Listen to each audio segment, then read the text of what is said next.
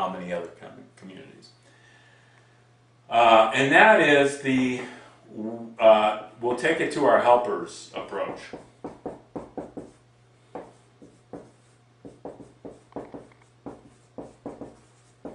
Okay, I'm in a group with somebody, and they're pushing my buttons, and maybe I push their buttons.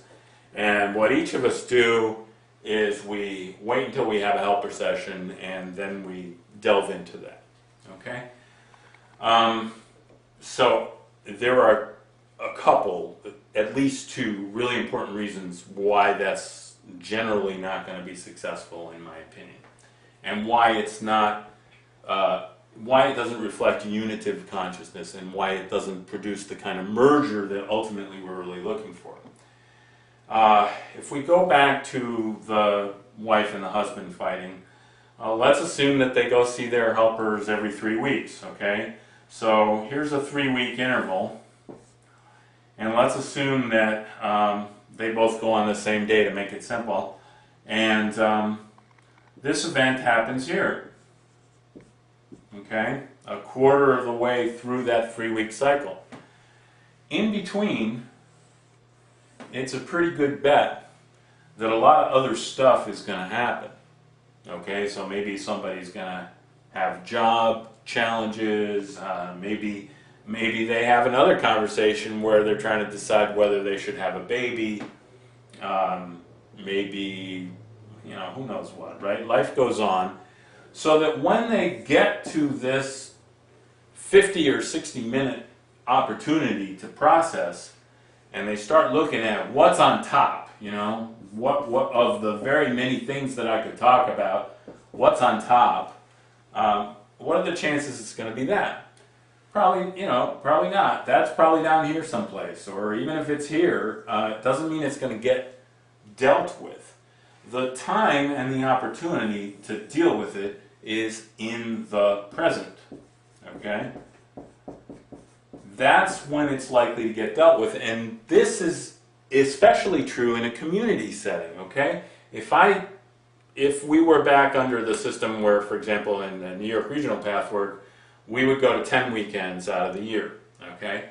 So let's say that it's the, you know, second weekend of September, and something happens, and now I'm not going to be back in community until the second weekend of October, and let's say that it's going to be 3 weeks until I talk to my helper. Okay, I come back to my life from there, and my real life picks up. What are the chances when I get to my session that something that happened back at this weekend is going to be more important than real life things that might be happening with my kids, with my health, with my job, with my spouse, etc. They're not that high. So what I think happens in reality is that this gets suppressed, it gets avoided. There's a both parties say, okay, I'm not going to get angry, I'm not going to act out, I'm not going to, you know, violate the basic principle that in some way this is about me, but I'm at the same time, I'm not going to delve into this right now, mainly because there isn't a mechanism. I'm going to wait until later, and then later never comes. Okay, that's one of the issues which is presented by this model. There's another equally important problem, though, which is, let's suppose that we do get to here, and that it is close enough to the top so that it becomes part of the conversation. Let's go back to the husband and wife, and let's say that the wife is the one who's in the session, and what she says is, my husband is very critical, and I'd like to work on dealing with criticism, and, you know, because I want to be able to give him room and space to be critical without getting so triggered about it and so forth. So they go into, you know, whatever kind of process that takes them into. And she comes out of that, and she is, let's say, discharged. Okay? So she's not holding this charge against her husband anymore. However, what is she holding? She's holding an image of her husband now as this critical person, as somebody who's motivated by the need to judge. All right? And that is not a fully accurate image. It's true that there was a little piece in what he was putting out into the world of dissatisfaction with the condition that he was in, and kind of a wish that she would rescue him. All right?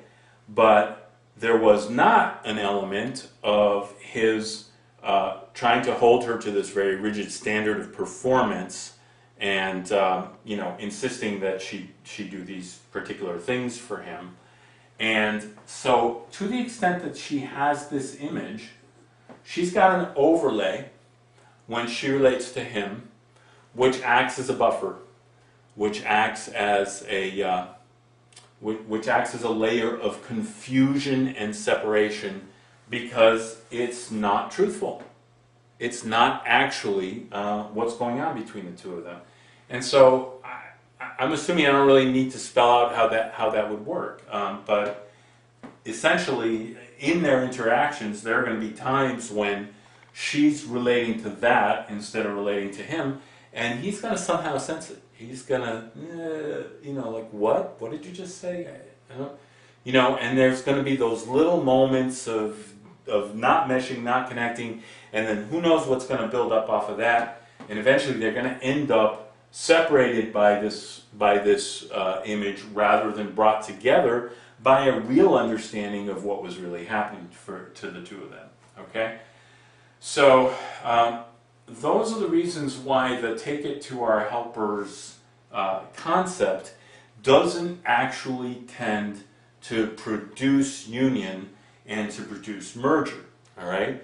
And that's why we really ought to be asking ourselves, is there some way that we could handle this that would be more effective and that would also be Pathwork consistent? And the answer to that is yes, there is another way. It's just that we didn't happen to invent it. But if we can put some pride aside and be willing to recognize the achievements of others who might be similarly enlightened, we have something here that we can adapt to our purposes, and that's what I'm going to show.